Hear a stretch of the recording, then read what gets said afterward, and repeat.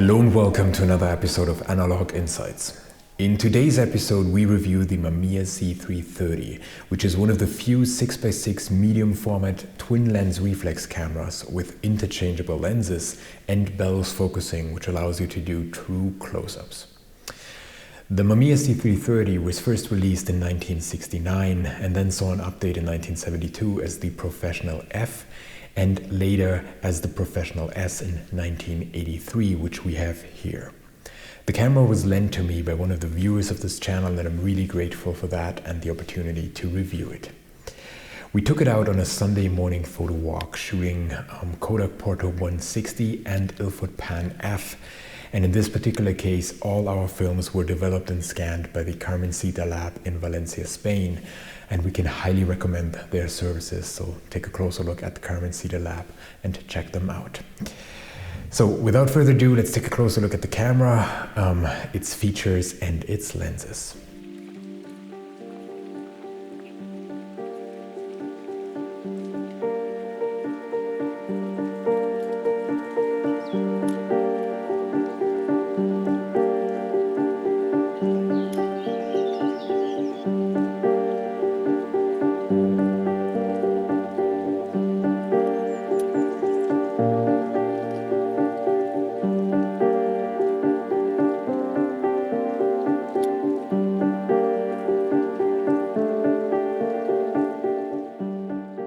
The Mamiya C330 is a twin lens reflex camera, so it comes with two different lenses.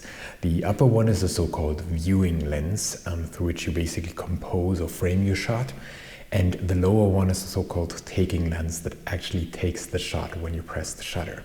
And in that moment of time, only then the aperture kind of opens and you actually get light onto the film plane.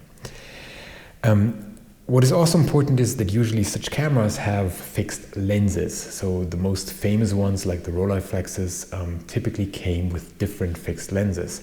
So it would happen that you would have different Rolleiflexes, one with a wide-angle lens and one with a telephoto lens. And there are a couple of reportage-style photographers who had exactly that, at least two Rolleiflexes to switch between, depending on the situation and the focal length that they would need. And this here is completely different because the Mamiya C330 basically allows you to interchange lenses. And it comes with a set of 7 different lenses that are available, ranging from a 55mm wide-angle lens all the way up to a 250mm telephoto lens. So quite an impressive range here. On the side of the camera, there is a knob to protect the film from being exposed when you remove the lens. So it's basically an additional curtain or dark slide, so to speak. And you basically would turn that knob in order to close that dark slide. And then at the front of the camera, there's a little bar that is being released at the same point in time. And then you could open up that bar and remove the lens and attach a new one, and then at the end, of course, lock the situation again and open that curtain again in order to take another shot. Interestingly, there's also a small dial on the side of the camera to adjust the parallax compensation to fit the attached lens. And also important to mention is the weight of the camera. With the lens attached, it weighs around 1.7 kilogram. On the right side of the camera, you can find a lock function, which basically prevents the camera from going off when you put it in a bag, for instance. So whenever you want to prevent accidental shots, just use this lock function and put this lever to the front. Furthermore, there's a frame counter window, a small one here, and the film crank, which you need to turn after each shot in order to also advance the film, but of course cock the shutter. Conveniently placed around that film crank is a dial to switch between single exposure and multi-exposure mode. And of course, in case of multi-exposure, you wouldn't advance the film, but still cock the shutter to take another exposure on that particular frame that you're at. The top of the camera features a waist-level viewfinder and focusing screen with a lot of interchangeable options. So overall, and here I have to read, there are 7 different focusing screens ranging from matte to split image to microprisms, and 3 different finders ranging from a prism finder to a standard poro finder. and even a CDS photo finder, which has a built-in light meter.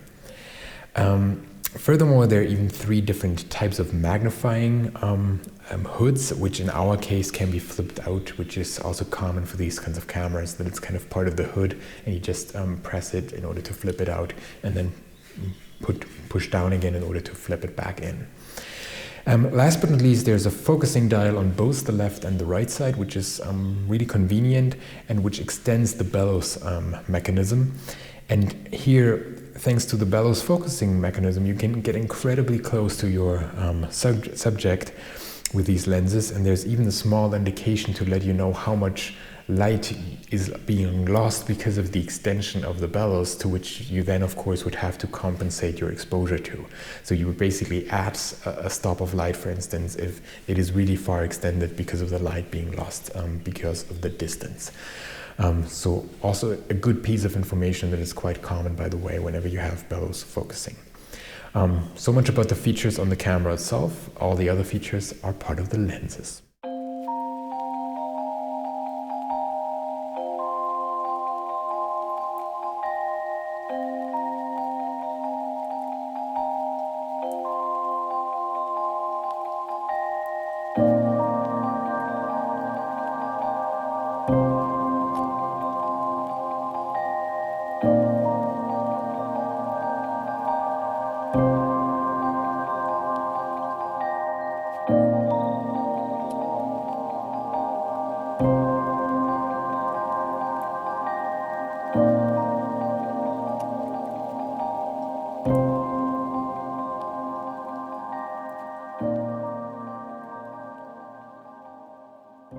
So what about the lenses? As briefly mentioned before, the Mamiya C330 lets you choose between 7 different lenses.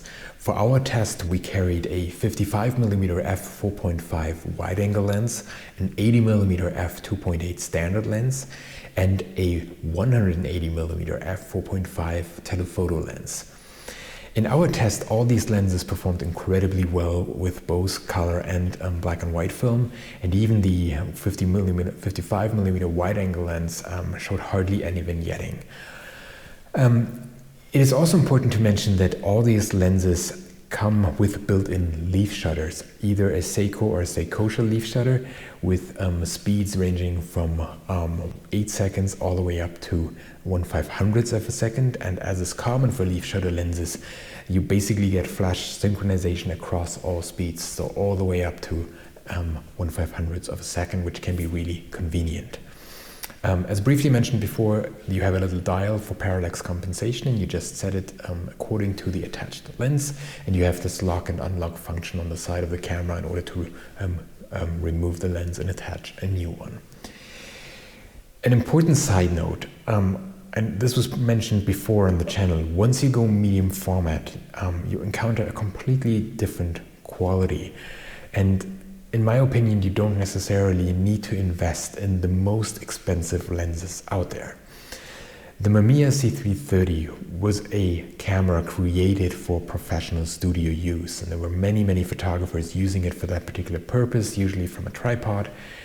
And until today, you can say these lenses are really excellent and provide an excellent quality, and especially in combination with the medium format quality that you will get out of the box. This is really amazing.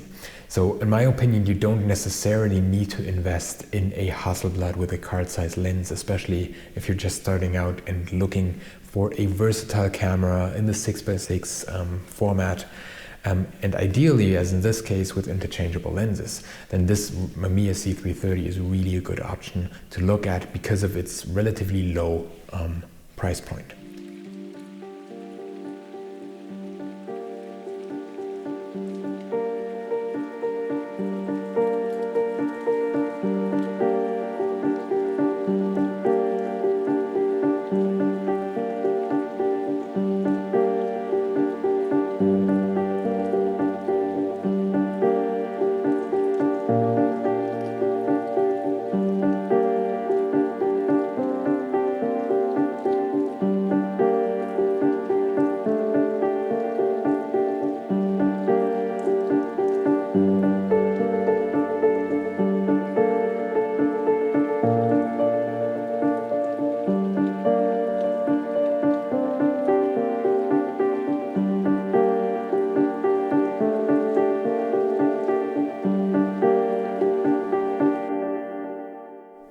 So what are our impressions? The C330 is fairly large and heavy in comparison to other twin lens reflex cameras like the Rolleiflexes or the Yashica Mat 124G, which I have here.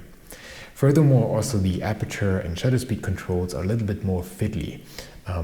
For instance, here with the Yashica Mat, I basically can use my 2 index fingers or also 2 thumbs, depending on how I hold the camera, and it's really convenient and easily accessible. And here with the Mamiya, it's kind of similar, but not as easily accessible and as intuitive, I would say, when it comes to the design of the shutter speed and aperture controls. Focusing the camera can be done really quickly, and what I personally like is that on the left side there's a little lever that lets you reduce or add friction to how much turning basically creates or extends the bellows or not. This is especially interesting because usually if you remove all the friction, turning your wrist a little bit can already make a difference between infinity and 1 meter, depending on which lens you have attached. And then of course, if you increase the friction, you can fine-tune your focusing much more. And for me, this worked really great using this additional lever. It's also important to mention, speaking of infinity stops and so forth, that due to the interchangeable lenses nature, design basically of the camera, there's no infinity stop for lenses longer than 80 millimeters. What we really liked are the different options to release the shutter, because you basically have one coming from the top using your thumb, and one located at the front of the camera at the usual spot, so to speak, which you would typically operate with your index finger. And especially the one using the thumb coming from above is great if you need to hold the camera really steady for slower shutter speed operation, for instance. Inserting film is also very easy, so there's not really a mistake you can make, as with some Rolleiflexes, for instance, where you need to take care that the film is coming in a certain be inserted in a certain way. Here it's really simple, really straightforward, and you just keep turning until for 120 film you have reached the start mark, here marked on the side, and then you close the camera and continue to crank, and you're good to go. So not much you can do wrong here. So overall, if you're looking for a really versatile, not a really expensive 6x6 medium format camera with interchangeable lenses, we can highly recommend the C330. The only downside is really its weight and a little bit its size, but that's it.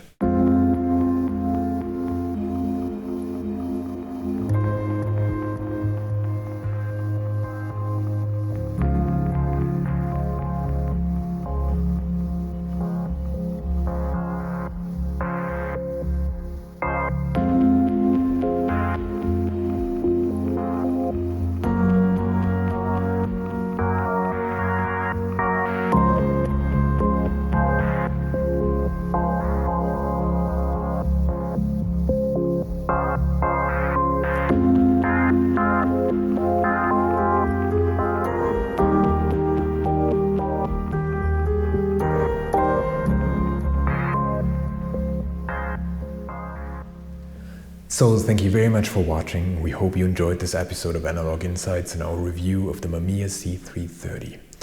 If you enjoyed this episode, please remember to like it and maybe even share it with your friends. And if you want to see more videos like this, please subscribe to our channel. Jules, Greg and I really appreciate each and every subscriber coming our way.